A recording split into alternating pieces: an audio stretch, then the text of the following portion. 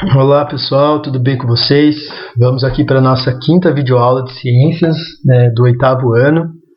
Eu sou o professor João Henrique, estamos aqui no Colégio Domus, certo? Dando continuidade aqui aos nossos estudos, hoje a gente vai falar um pouquinho sobre o sistema respiratório. Lembrando que nas nossas últimas videoaulas nós falamos sobre o sistema digestório, certo?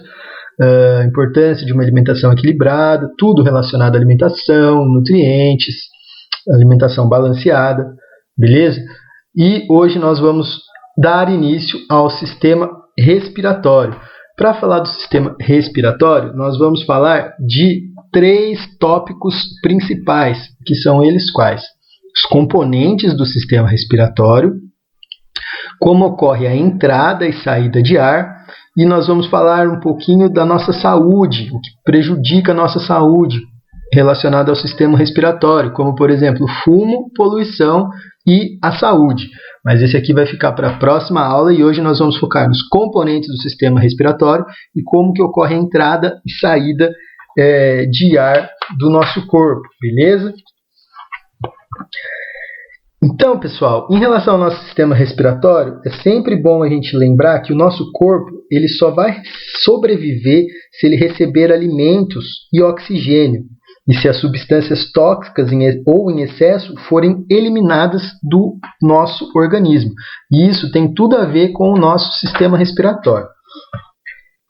O nosso respiratório ele é formado por esses componentes aqui que a gente pode ver nessa imagem, ó, a cavidade nasal, que é a parte interna que a gente chama de nariz, certo? As 2 narinas que nós temos.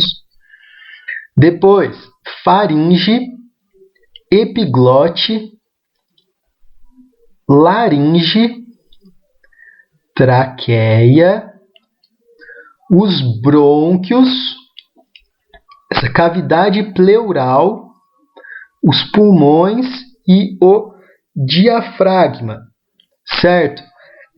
Aqui nessa imagem não está falando também dos alvéolos que estão aqui nessas pontinhas dos brônquios, certo? São essas ramificaçõezinhas aqui. E agora que nós sabemos o nome desses componentes, nós vamos começar a estudar a função de cada um no sistema respiratório. Lembrando que o ar, o oxigênio, o que nós respiramos, ele percorre um caminho. E o caminho que ele percorre é esse aqui, ó.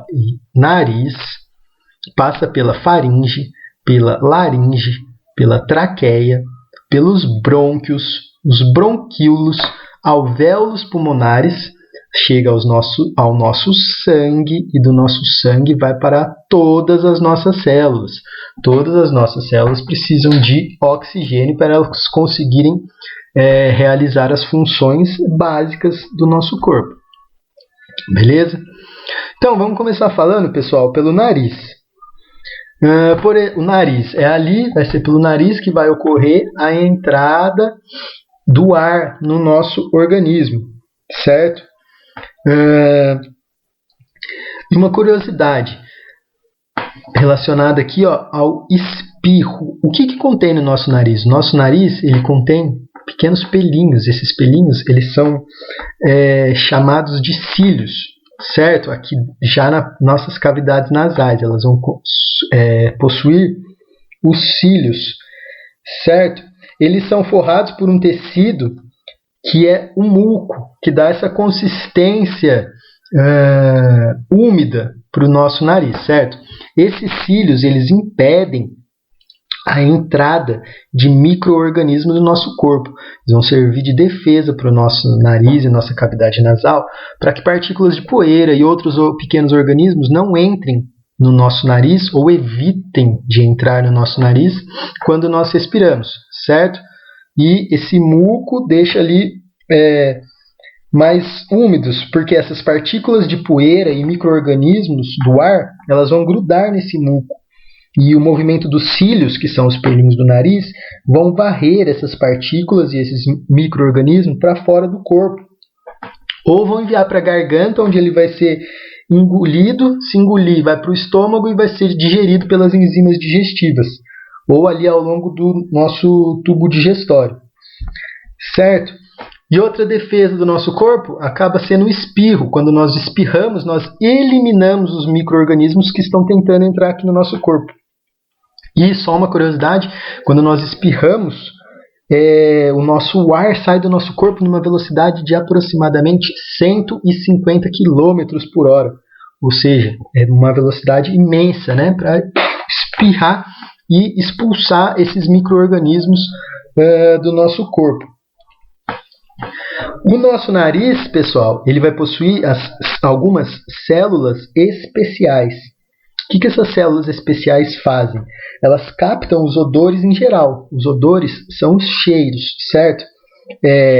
Além disso, essas células especiais, elas aquecem e umedecem o ar que entra no organismo. Por que elas fazem isso? Porque um ar muito frio e seco poderia prejudicar as células dos pulmões. Já um ar úmido, ele vai facilitar a passagem do oxigênio dos pulmões para o sangue. É muito importante essa parte, a gente saber disso, certo? Que essas células especiais, elas umidificam o ar, facilitando a passagem do oxigênio do pulmão para o sangue. Beleza? Bom, depois do nariz ali da cavidade nasal, nós temos a faringe e a laringe. A faringe, ela serve de alimento, ela serve de passagem, aliás, tanto para o alimento, como nós falamos no sistema digestório, quanto para o ar. Ela vai terminar, se vocês quiserem voltar aqui para a gente acompanhar a imagem, ela vai terminar em um tubo que é chamado de laringe, certo? Além dessas duas estruturas, possui uma outra estrutura que ela é chamada de epiglote. Essa estruturinha relaciona aqui, ó, logo abaixo da faringe, ela é a epiglote. A epiglote, ela é uma peça de cartilagem que vai impedir que o alimento entre no sistema respiratório. Então, quando a gente está comendo, aqui a epiglote, ela se fecha e impede que o alimento vá para os pulmões e direciona o alimento diretamente para o estômago, pelo tubo digestivo, certo? Na laringe, a gente vai ter também as pregas vocais ou cordas vocais, que quando a gente fala, essas pregas vocais, elas são esticadas por alguns músculos que nós possuímos nessa região e elas vibram com a passagem do ar. E é isso que produz os sons da nossa voz. Igual está mostrando muito bem para a gente lá na nossa apostila, que vocês podem acompanhar lá com a gente. Beleza? Depois que o ar passa da laringe, o ar saiu da laringe, certo? Ele vai para a traqueia. Depois que ele passa para a laringe, ele vai para a traqueia, esse tubo cartilaginoso aqui também. A traqueia, ela vai se bifurcar, vai se dividir em dois, como nós podemos ver por aqui. Uma parte vai para um pulmão e outra parte vai para o outro pulmão, certo? Isso quer dizer o quê? A traqueia se ramifica nos nossos brônquios, que são tubos mais finos do que a traqueia, que vão se ramificar novamente em tubos cada vez menores, que são os bronquíolos. Está faltando aqui, depois dos brônquios nós temos os bronquíolos, e esses bronquíolos vão se ramificar em estruturas menores, que são os alvéolos pulmonares, que são essas nas pontinhas aqui, ó, brônquios, bronquíolos e alvéolos pulmonares. Esses alvéolos pulmonares, eles são formados por células que são envolvidas em vasos sanguíneos bem fininhos, que são chamados de capilares. Aí o sangue que chega nesses alvéolos contém gás carbônico e vai fazer uma troca muito importante para a nossa respiração, que nós vamos ver na próxima aula. O que a gente precisa entender aqui nessa parte é que a traqueia vai se ramificar em vai vir para um pulmão e para outro pulmão, dando origem aos brônquios.